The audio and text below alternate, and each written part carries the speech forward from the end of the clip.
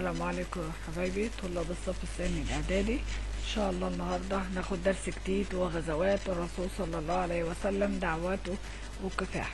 الرسول عليه الصلاة والسلام خاض الكثير من الغزوات دفاعا عن الدين الاسلامي ضد المعتدين على الدولة وعلى الدين. طيب تعالوا بقى نشوف ايه الغزوات الاول وايه هي السرايا. الرسول بدأ يقاوم كل من يسعى القضاء على هذا الدين والوقوف أمام نشر فضائله ومبادئه السامحة بين الناس جميعا، فخاض هو وأصحابه الكثير من السرايا والغزوات ضد المشركين. يعني إيه السرايا؟ هي حملات كان بيوجهها النبي صلى الله عليه وسلم ضد المشركين، ولكنه لم يحضرها بنفسه، وكانت بهدف إضعاف قوة المشركين الاقتصادية ليكفوا عن كيدهم وعدائهم وتحريضهم اليهود على الرسول وأصحابه بالمدينة. طب والغزوات؟ الغزوات دي معارك خاضها المسلمين بقيادة الرسول صلى الله عليه وسلم ضد المشركين ودفاع عن الدين الجديد وحماية لنشر مبادئه بين الناس جميعا. طيب تعالوا نشوف ايه الغزوات اللي حضرها الرسول ونعرف أسباب كل غزوة ونتائجها وكمان الدروس اللي ممكن نستفيدها منها. اولا غزوة بدر، ودي كانت عام 2 هجرية. الغزوة دي ايه هي اسبابها؟ ان الرسول عليه الصلاة والسلام اقترح على اصحابه انهم يعترضوا قافلة تجارية كانت جاية لقريش من بلاد الشام، وعندما علم ابو سفيان قائد القافلة غير الطريق ونجا بيها من ايدي المسلمين ووصل لقريش. لما وصل هناك وحكى لزعماء قريش ما حدث أصروا على قتال المسلمين والقضاء عليهم، فخرجوا في جيش بلغ عدده ما بين 900 إلى 1000 مقاتل حتى وصلوا إلى بدر. الرسول عليه الصلاة والسلام لما علم بخروجهم استشار أصحابه فأشاروا عليه بالخروج لقتالهم، فخرج الرسول عليه الصلاة والسلام في جيشه بلغ عدده 313 مقاتل حتى وصلوا لآبار بدر.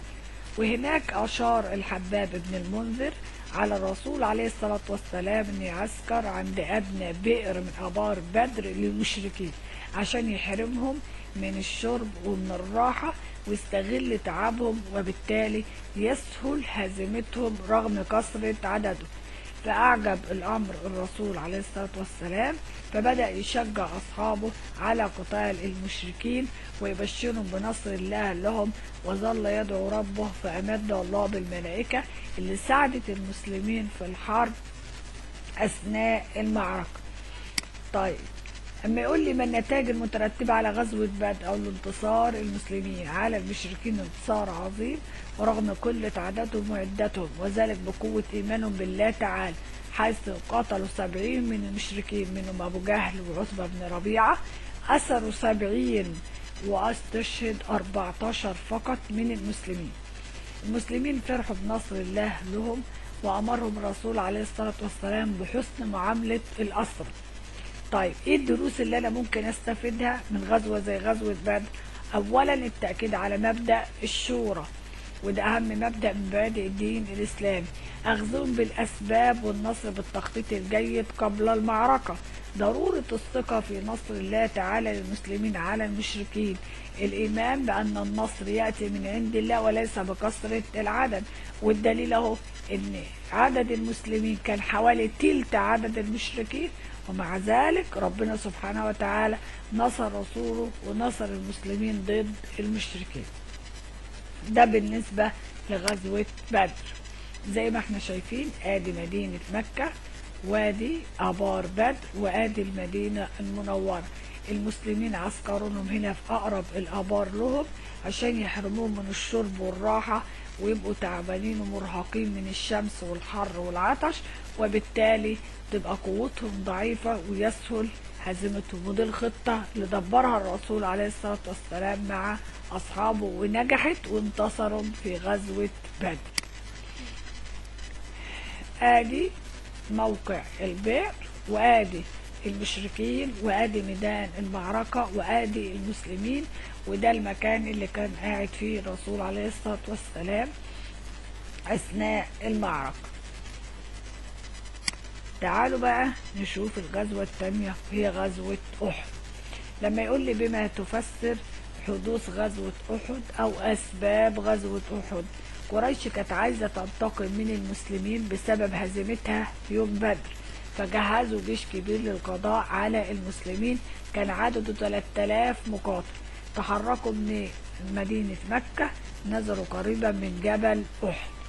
الرسول عليه الصلاة والسلام وصلته أخبار اللي اتفقت عليه قريش، فاستشار الصحابة فأشاروا عليه بالخروج من المدينة وما يستنوهوش لما هم يدخلوا المدينة. فخرج وكان معاه 1000 من أصحابه، لكن للأسف في الطريق عبد الله بن أبي بن سلول زعيم المنافقين في المدينة رجع ومعاه تلت الجيش، فتقريبا كان مع الرسول حوالي 700 مقاتل.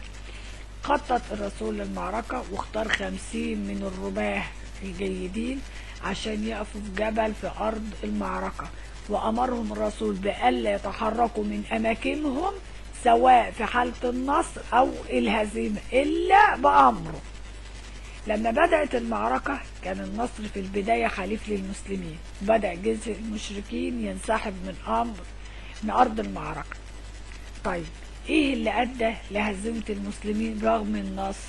أولا مخالفة الرماة لأوامر الرسول وتركهم لأماكنهم لجمع الغنائم، جعلت خالد بن الوليد يستغل الفرصة ويستدير من خلف الجبل وينقض بجيشه على المسلمين ويأخذ أماكن الرماة، فأصبح جيش المسلمين محصور ما بين الرماة من جيش المشركين اللي أخذوا مكان الرماة المسلمين، وما بين جيش المشركين اللي بدأ يرجع لأرض المعركة مرة أخرى، وده أدى إلى هزيمة المسلمين بعد ما كانوا منتصرين وحول النصر إلى هزيمة.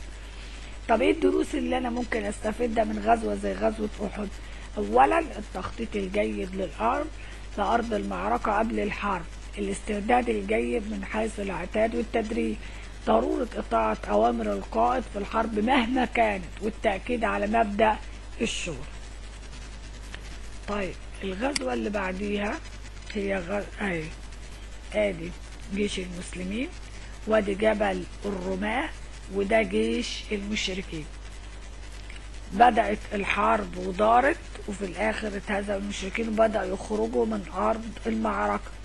للأسف نزل الرماة وسابوا أماكنهم، والتف من حولهم خالد بن الوليد وأخذ مكان الرماة، وبدأ جيش المشركين يرجع تاني لأرض المعركة، وأصبح المسلمين محصورين ما بين جيش المشركين وما بين رماة المشركين اللي أخذوا مكان الرماة المسلمين، مما أدى إلى هزيمة المسلمين وتحول النصر إلى هزيمة.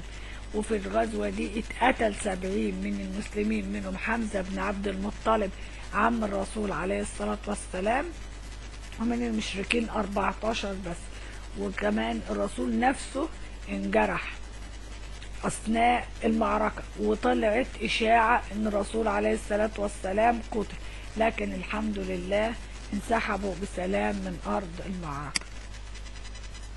ادي جبل أحد، وادي المسلمين، وادي جبل الرماة، وادي جيش المشركين. لما جم في البداية وتعارك المسلمين مع المشركين وانتصر المسلمين، بدأ المشركين ينسحبوا من أرض المعركة، وللأسف الرماة خلفوا أمر الرسول ونزلوا من الجبل لأرض المعركة لجمع الغنايم، فاستغل الفرصة خالد بن الوليد ولف من خلف الجبل وأخذ مكان الرماة، وبكده أصبح جيش المسلمين محصور ما بين جبل الرماة وما بين المشركين اللي بدأوا يرجعوا تاني لأرض المعركة، وللأسف تحول النصر إلى هزيمة بسبب مخالفة الرماة لأوامر الرسول وتركهم لأماكنهم. ده بالنسبة لغزوة أحد.